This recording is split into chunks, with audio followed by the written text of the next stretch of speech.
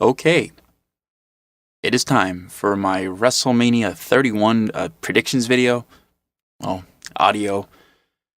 In this case, because my video camera, well, it sucks. My webcam sucks. It's just what it is.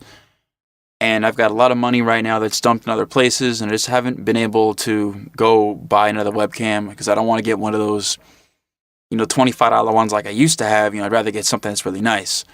And right now with my studio and things that are going on, it's just really hard for me to put money aside for the smaller things right now because I have a lot invested with a lot of things right now, and I'm really trying to turn something around. So with that being said, instead of doing this with video, I'm doing this with audio. I'm recording this in my recording studio, actually, on one of my microphones in a sound booth. So that's how we're going to go about this for today. So I don't know if the quality of this comes out decent, then I'll probably continue doing it this way. We're just going to go through the card, which really hasn't really been that great of a build too, and the card itself just relatively sucks. I mean, this is just my opinion going into this pay-per-view. It's not that it's going to be the worst Mania of all time. It's not even near that in terms of its build and the way it's looking. It's just the idea of having another bad WrestleMania. Because we had WrestleMania 30, and that was a decent WrestleMania. At least it had a good beginning and a good ending and good story going in. This one really doesn't. I mean, the main event, nobody really gives a shit about. I mean, granted, the only reason people gave a shit last year because Daniel Bryan was there, but that's the idea, is that the people won and then WWE finally gave the people what they wanted. And this year, the WWE is giving everybody what they really don't want. And that's the irritating part about this, because for me, there wasn't a good WrestleMania through 25 through 29. They were all pretty much garbage. 24 was good, and every one after that was garbage up until 30. And it's not saying that they were all bad matches and things and there wasn't good story, but for the majority of the card, it just sucked. Like, if you look at WrestleMania 25, you got the Taker versus Michaels match, the first one, which is, in my opinion, one of the best matches ever, period. Storyline was great, but that was the only good thing on the entire card. The rest of the card sucked win. It was the same thing at 26. And then when you had the Taker Triple H matches, that was pretty much the entirety of the card. The main event sucked. It's just what it was, and this year is not going to be any different. This card is just looking atrocious, and what they're doing is atrocious. And we're going to go ahead and just get into it real quick.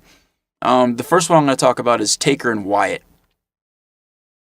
Because this is the match that, I should be looking forward to the most, because Taker is like one of my favorite characters ever. He's one of my favorite guys in wrestling there ever was.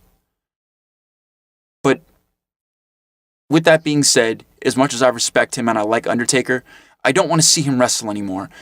He's old. He can't go like he used to anymore. And aside from that, he's already lost at Mania. And he lost to Brock Lesnar. So why are we continuing this? So he can have his, win again, and then he can retire on a good note, and he's going to face a Bray Wyatt. I mean, I don't see what the point of this is, really. If the streak is already over, he should have retired right there. As far as I'm concerned, he should have retired WrestleMania 25. That was the last really good match that he had. Everything after that, the matches he had with, with Hunter and shit, they were okay, but nothing to speak of. And this match isn't going to be any different. Taker really needs someone in there to carry him at this point, but like I said, he's already lost. Wyatt beating Taker does nothing now. If Taker was defeated, it was undefeated, and Wyatt defeated him, then it'd be a different story, but at this point, that's not the case. WWE's already ruined that idea. And with that being said, I really don't want to see this match. Wyatt's going to probably lose anyway, like it really matters. And if they put him over, like I said, what's it really going to do for him? Taker already lost. The prestige of that honor going to someone that's actually going to be the future of the company is already gone. They gave it to an old-timer who's barely even there. I'm just saying. So as far as I'm concerned with what they're doing with Lesnar at this point makes me hate the decision that they had Lesnar defeat him in the beginning, because that was stupid. Ending the streak was stupid, and it made me just not care about seeing Taker anymore. And Taker's one of the big reasons why I watch Mania. If most years Mania sucks, at least I could look forward to an Undertaker match. And that's how I look at it. But this year I really can't say that, because I know the match is going to suck, because it sucked win last year. And it's been progressively getting worse throughout the years. After 25, WrestleMania 25 with Michaels, it's just kind of gone downhill. And it's time Taker, just hang it up, man, and call it quits. I love you, man. You're one of my favorite wrestlers of all fucking time, dude, but just call it quits, okay? You don't need to be wrestling anymore. You're done. You already lost the streak. There's nothing left for you to be wrestling for, defending. It's done. But we're going to go ahead and move on from that. We're going to talk about Hunter versus Sting, or Triple H versus Sting, whatever the fuck you want to call him. You know, this match, there's nothing prestigious about this. I'm sorry. You know, I was never a big Triple H fan. I always thought he was overrated. You know, I'm not going to say he slept with the boss's daughter or anything to get those titles or whatever, but it's just the idea that I would never have Triple H in a dream match with anybody. I would never picture him in any match with any of my favorite wrestlers that I would want to see. But with that being said, I know he could still wrestle a decent match. But also with that being said, Sting is one of my favorite wrestlers of all time, but he's old and he can't go anymore. And I know that from fucking watching TNA when he was there. The guy doesn't have it anymore. It's going to be a lousy match. I mean, the people are probably going to go crazy for it because Sting is in it. It's going to get a bunch of WCW nostalgic pops and stuff like that. And it's just going to be an insane environment for the crowd. The crowd's just going to go insane there. But the match itself is just going to suck wind. It's going to be like, you know, Brett versus Vince from a couple of years back or something similar. It's not going to be that good because Sting cannot go anymore. And Hunter can only carry somebody that can actually go. You know, you can't carry somebody that can't go anymore. I'm just saying. You know, Sting is going to look horrible. It's going to make Triple H look worse than he is at this point because Triple H can still go. And I'm not dissing Sting. It's just that he's been around a long time and he's really beat up and he just needs to hang it up straight up. You know, when they were talking about Taker versus Sting a couple of years ago, he was too old then. You know, Taker was too old then too, as far as I'm concerned. And as far as that match happening, I would have rather seen that than this.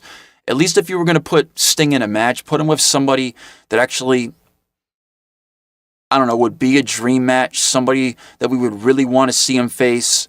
Like, I don't know, like if a Steve Austin returned or The Rock or somebody like that returned, that would be good. You know, if even John Cena, you know, would be a good opponent. You know, they could even do Brock Lesnar. I mean, there's so many other options than Triple H for guys that were way more over than he was, that are more deserving of this match with Sting other than him. So, I mean, you know, granted, he's like one of the last guys from that time, you know, but still, I mean, I would have rather seen them try to bring back Austin and watch him have a match with Sting or The Rock or somebody like that. This is somebody who was way more over, who I liked a lot more during that time frame. It could have been anybody. You know, I would have taken Bret Hart, you know, if he was in good condition to wrestle. You know, there's so many guys. If Shawn would come back, obviously he's not going to, but that would have been something I wanted to see. You know, there's matches that I haven't seen him in with guys that were in WWF that he's never wrestled that I've always wanted to see. And those matches really can't happen. Those guys are retired or don't really wrestle anymore or wrestle on a part-time basis. So, I mean, yeah, that's kind of me just hoping, but it's just really not going to happen. So this match being what it is, I really don't care because I don't want to see them wrestle each other. And Sting is way past his prime. So like I said, if they were going to do this, they should have did it with the right opponent at least. It would make me care more about this. I've never cared about Hunter. I've always disliked Hunter Hearst Helmsley. I've never liked the guy. Triple H, Paul Levesque, whatever you want to call him. He's always been that mediocre type talent who just got the push because he was a decent wrestler, a decent mic worker, and when the other guys weren't around, he was there to pick up the weight. That's all I'm saying. So that's just how I feel about it. But like I said, the match itself isn't really going to be all that fantastic. It'll get a huge pop, but that's it. Straight up. Talk about next Andre the Giant Battle Royal, which I could really care less about at this point. I would like to see Sandow win. That would be nice, but I mean, what's really going to happen with them if they do? I mean, I thought, you know, good about this last year. Look where Cesaro is. So, I mean, I'm just saying, you know, this is just a way for them to get a bunch of mid-carders on the show so they can get a payday. That's all I'm saying. That's all this is. So I really don't care about this. It's the same thing with the IC title ladder match. You know, at this point, I mean, for me, the only person I want to see win is fucking R-Truth because he's the only one that's been making this entertaining. But I mean, this whole concept is stupid. You have guys in this match who should be in the main event who were in this mid-card shit match. And once again, this was just a way for them to get a bunch of guys in there so they can have their stars get their paydays. That's all this was for. Just for people to get that airtime so they can get paid. So once again, really don't care about this. Daniel Bryan's probably going to win because they're talking about doing a unification, which leads me to believe that John Cena will probably walk out of Mania with the U.S. title, which I'm not hoping will happen. I don't want that to occur. That would be really bad for me personally. I don't want Cena to hold any more belts, even if it's a mid-card title. I don't care. But I don't care about this IC ladder match. It's going to be a spot fest. And of course, the indie fans, are going to be popping like hell for the guys flying around, doing crazy moonsaults and things off of ladders and throwing people through tables, whatever the fuck's going to happen. But, other than that, this is just, like I said, it's going to be a spot fest. That's all it's going to be. So really not caring about it too much. There's really no story in this other than R-Truth. So, either R-Truth or Barrett. If anybody else wins, I really don't care. Ziggler and Bryan should be in the main event. So that this is just pointless them even being in this stupid match. So let's just go ahead and move on from that. We'll talk about John Cena versus Rusev, which I'm actually looking forward to. There's 2 matches in this card I'm looking forward to, and that's the Cena-Rusev match and the match between Rollins and Orton. There's only 2 matches I'm looking forward to. But this match has been good build. I didn't like the way they started it. You had Rusev interrupt one of John Cena's interviews, or promos backstage or whatever. But, since then, they've done a pretty good job. Up until Rusev tapped out a couple of weeks ago, I didn't like that, even though it wasn't in a match. It kind of took away from the idea that he's never been defeated. He just tapped out. Even though it's not in a match still, it takes away from the idea that he's never tapped, he's never lost. I'm just saying. And going into this, eventually the face has to overcome the odds. And if they're going to do this whole unification thing, they'll probably do it with Cena, not Rusev. Even though I think Rusev should retain the belt, I think that would be the smart idea. Have him go up against Bryan, have Rusev, if they're going to do this unification, unify the belts, then go up and win the world title without even losing it. And then he drops that when he becomes the world champion or whatever, and have him just drop the world title to somebody, then finally have him lose. Don't have him lose till he's the world champion. That would be the smart thing to do, because this guy has got a lot of momentum. Granted, Lana's not there right now. She's out doing something or whatever, and Lana's a big part of why he's over. He's that mouthpiece. People were chanting for Lana when she wasn't there, when he had that other lawyer or whatever that was with him during the contract signing on Monday. But still, Rusev is extremely over as far as I'm concerned. Even if it's only because of Lana, keep him with Lana. That guy's a beast. He's a beast in the ring. Maybe the casual audience may not like him so much, but they're booing the crap out of him, and that's their job. So, and me as a hardcore fan, I really fucking like this guy. I think he's fucking awesome. He's got like that Goldberg gimmick, which is kind of what they need to do with Reigns. Fuck a microphone. Who really needs it? Goldberg didn't have it. Lesnar can't talk on the mic. It's not the microphone skills that are really that important. Do I like good mic skills with guys? Yes. But not everybody has to be the best mic worker. If you can do things in other ways, then you should. But with that being said, this match should be awesome. I'd like to see Rusev go over. Like I said, Cena's probably going to win because the good guy has to conquer eventually, and he did lose at Fastlane, so the odds of Cena losing here are slim. But, I would like to see Cena lose. I'd like to see Rusev go over. I'll keep my fingers crossed on that. We're going to go ahead and continue forward, though, with the next match I'm looking forward to. Like I said before, the Rollins versus Orton match. Which, with the whole thing with the Authority and the Authority taking out Orton, the tension that Orton and Rollins had before that happened, and him coming back and slow playing it off. And then the only thing I didn't like is that he took it out on Rollins too soon. He put him to the table, gave him that beatdown, which really takes away from the idea of kind of seeing this match because Orton already destroyed him. And then aside from that, Rollins really didn't sell the beatdown. Well, he didn't sell it at all the next week. He looked like he was perfectly fine, which defeated the purpose of the beatdown. But other than that, the build to this has been going on for a while. This is one of those things, just like the John Cena Rusev thing, where they've actually had this building up and they haven't just hot shot at it for a couple of days and then had, the pay-per-view. No, we've actually had build over months and months and months. So this actually makes this special. It makes me care. Like, I actually don't like Randy Orton.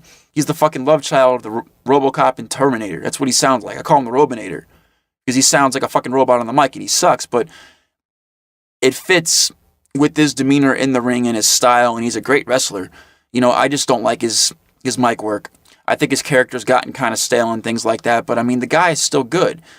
For what he does and the way he personifies himself, he does a good job with it. And right now they have me caring about him, which is part of the problem. They never really had me caring about him before. Now he's in a situation where I can, and I actually want to see him win. That's the fucked up part about it, is that my heart says Rollins should win, but my brain's like, yeah, go Orton. But regardless if, Orton wins this match, Rollins has been looking like a fucking beast. So, the loss here at Mania, at, the grand stage of them all, it's not going to hurt him. The guy's looked so strong since he's been with the Authority.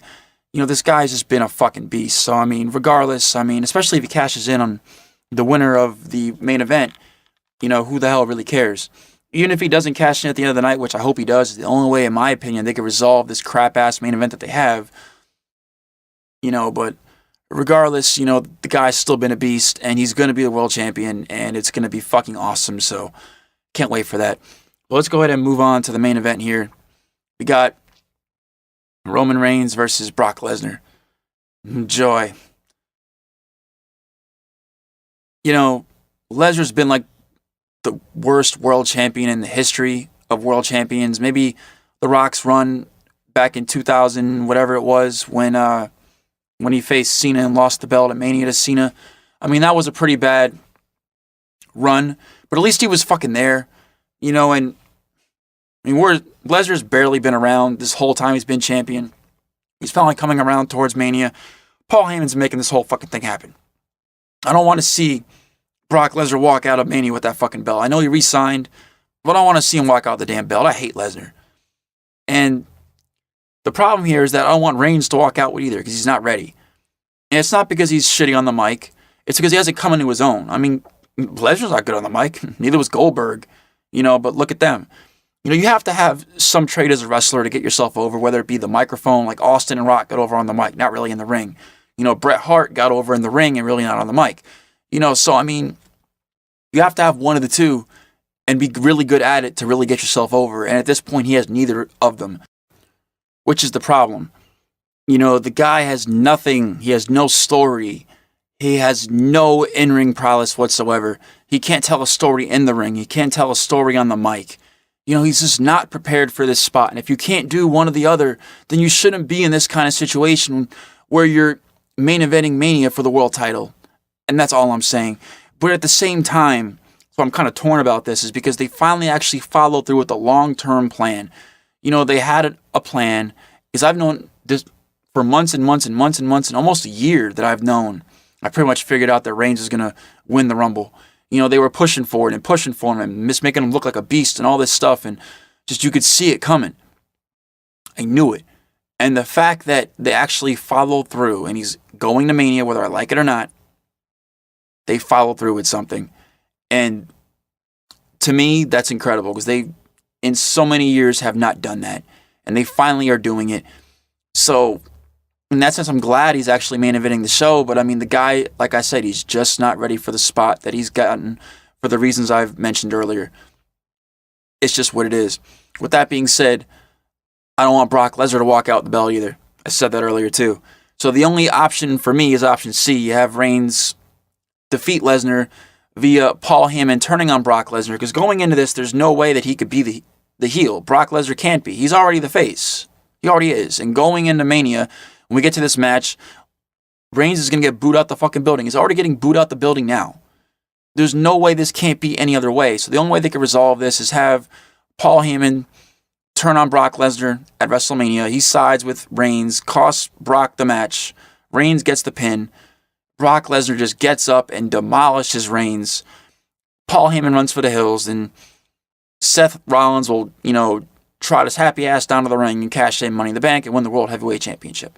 That is the best case scenario that they could do with this, because I don't want either of the other two contenders in this match to walk out with it. Just have Rollins come, cash in the damn Money in the Bank after the match, after Reigns has won, and call it a night. And then you can have those two feud. And it would be a good feud, I think. Rollins can really make guys look good, so he'll make Reigns look like $1 million, and Rollins is decent on the mic, so he'll make something good out of that and hopefully tell a good story with it. So, it'll give us something to enjoy going out of Mania. Because like I said, I really don't want to see either Reigns or Lesnar walk out of Mania with the belt. I'm just saying. With that being said, though, Lesnar has re-signed his contract, so the possibility he might retain it. But if they do, then what was the point of actually running Reigns all the way to Mania? It's defeating the purpose. So I want him to win. But with that being said, once again, just because he has to win in my book doesn't mean he has to walk out with the belt.